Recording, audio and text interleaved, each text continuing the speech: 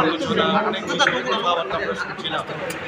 তো পেহেলগাঁওতে যে অমানবিক যে পাকিস্তান পুষ্ট যারা টেররিস্টরা ছিল, যেভাবে নৃশংসভাবে আমাদের ভারতীয় 25 জনকে হত্যা করেছেন এবং আমাদের যে নেপালের আরেকজনকে টোটাল 26 জনকে যে নৃশংসভাবে হত্যা করেছেন, আমাদের যশস্বী প্রধানমন্ত্রী নরেন্দ্র মোদীজি বলেছিলেন যে কাউকে ছাড়া হবে না, টেররিস্টকে ধ্বংস না করা পর্যন্ত প্রতিদিন চুপ থাকবে না ভারত।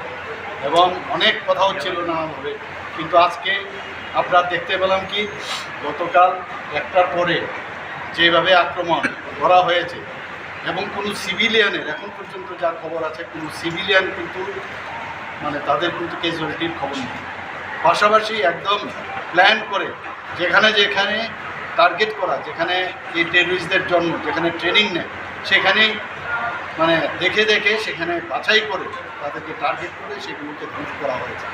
কয়েকজনের খবর এসে মারা গেছে, যারা কমান্ডার ইত্যাদি আছে। তো প্রধানমন্ত্রীজি যেটা বলেন সেটাই করেন। আমরা মাননীয় প্রধানমন্ত্রীজির সাথে আমরা আছি এবং সারা ত্রিপুরার বাসীর পক্ষ থেকে আমি মাননীয় প্রধানমন্ত্রীজিকে এবং আমি যারা আমাদের আর্মি, নেভি এবং এয়ারফোর্স সবাইকে আমরা বলবো যে আপনাদের সাথে আমরা সবাই আছি। স্যার, এই মুহূর্তে